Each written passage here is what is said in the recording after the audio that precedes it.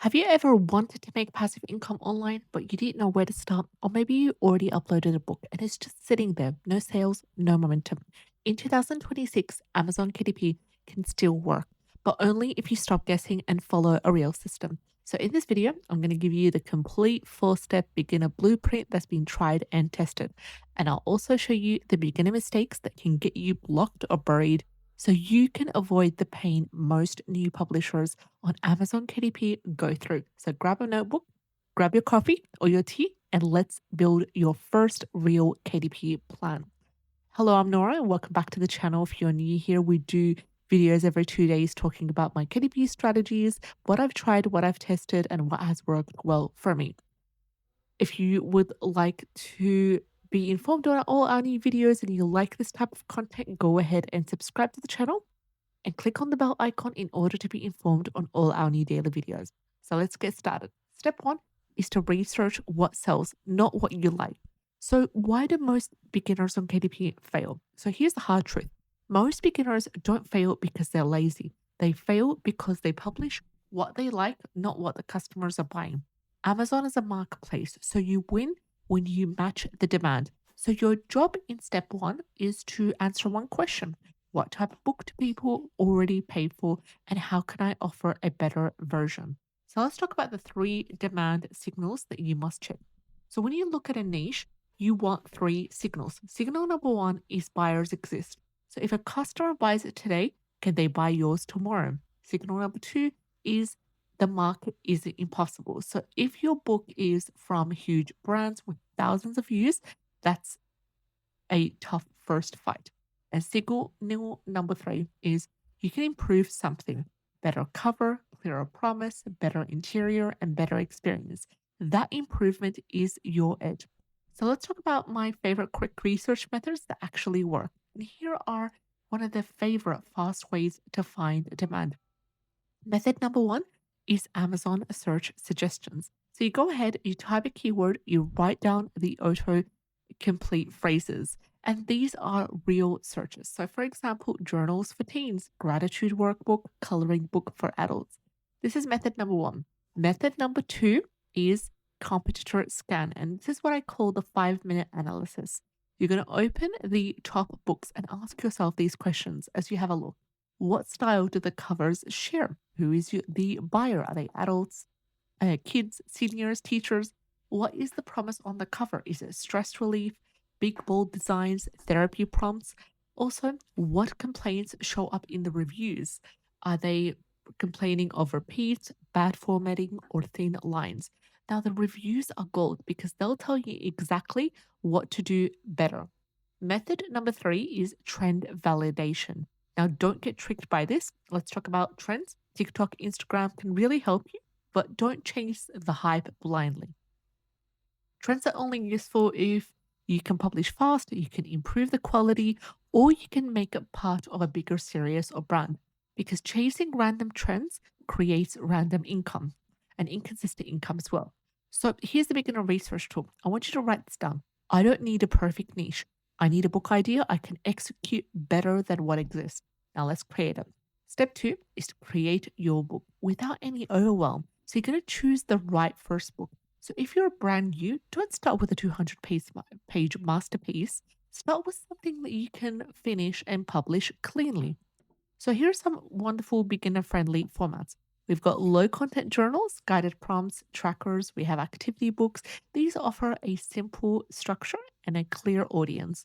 Next up, we've got coloring books, consistent style and high-quality pages. And lastly, workbooks, clear outcomes, very goal orientated, step by step exercises.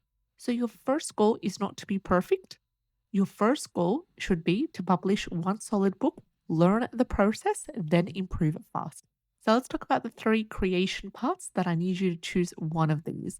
We've got path number one is to do it yourself. So, if you're confident with writing or designing, amazing, just keep it simple. Path number two is hybrid, which is a combination of AI and your brain. So you can use AI for drafts, outlines, prompts, but you must do the following things. You need to fact check, you need to edit, you need to rewrite in your own voice and make it consistent. AI is only a helper, it's not a publisher, so it's not going to make all the work for you. And if it does do all the work for you, then know that your book is not high quality.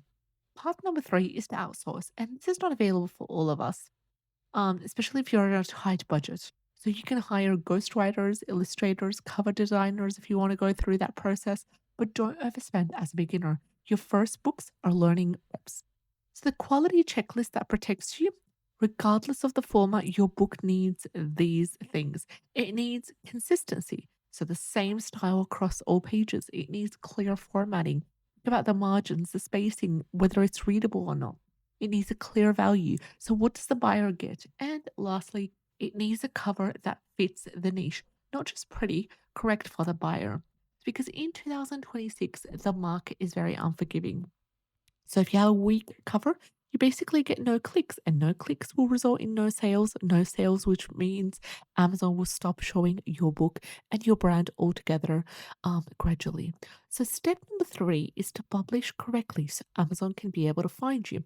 And publishing is really simple, but the details are what matter here. Publishing is not hard. The mistakes here can kill your book before it even starts. So the publishing checklist. You could also download it as a PDF, free PDF format linked in the description box below.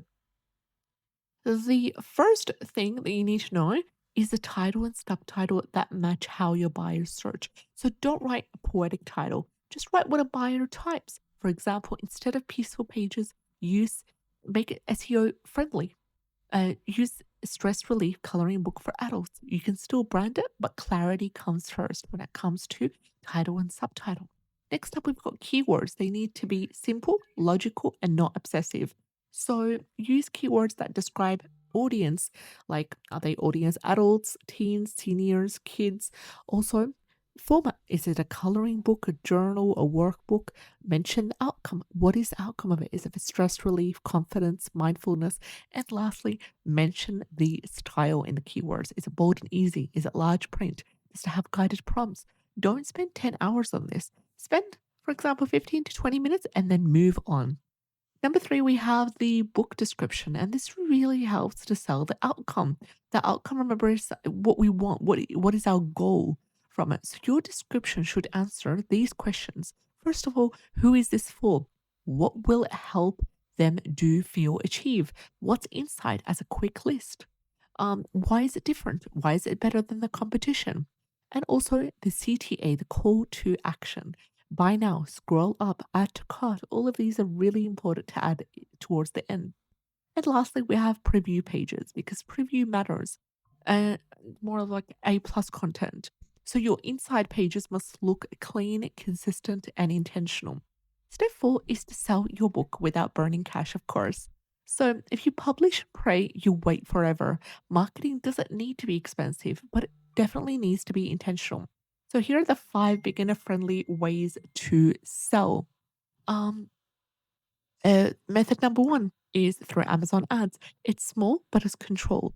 Now, ads can work, but beginners usually lose money when they advertise bad books, when they bid too high, and when they run ads with no plan. So here's how to do ads the right way. I need you to start simple. So think of auto campaign, low daily budget, give it data time, and shut it off if it's clearly dead or not working. Method number two is also one of my favorites. It is short form content through Instagram Reels, YouTube Shorts, TikTok small videos. So if you do coloring books, let's say for example, guided journals, Reels are really powerful. You can show the interior of the page, flipping through pages, before and after stress relief vibe, niche specific hooks. So if you think at night this is for you, kind of like reel, you can also do a call to action, include your Amazon link and author page. With that being said, let's head to method number three, which is YouTube. It's a long form kind of video thing. So you can make videos around your niche, such as making a video titled Best Anxiety Journal Prompts or Coloring to Calm Your Nervous System, and doing more of a time lapse or a slow ASMR of you coloring one of the interior sheets or even an ADHD planner setup. YouTube will help you to build trust and send consistent traffic. Method number four is an email list, and this is a real business move, if you ask me. So if you want to survive long term, start collecting emails with a QR code inside the book. What happens here is that you will start to offer a free bonus, such as free bonus printable trackers, prompt packs, checklist, extra coloring sheets. This protects you from Amazon changes and it makes you in control.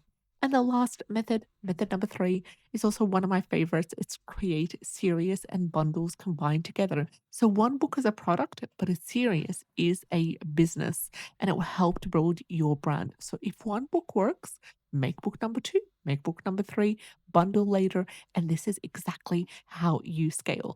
So with that being said, let's head to the biggest mistakes beginners must avoid. Now let me save you months right now.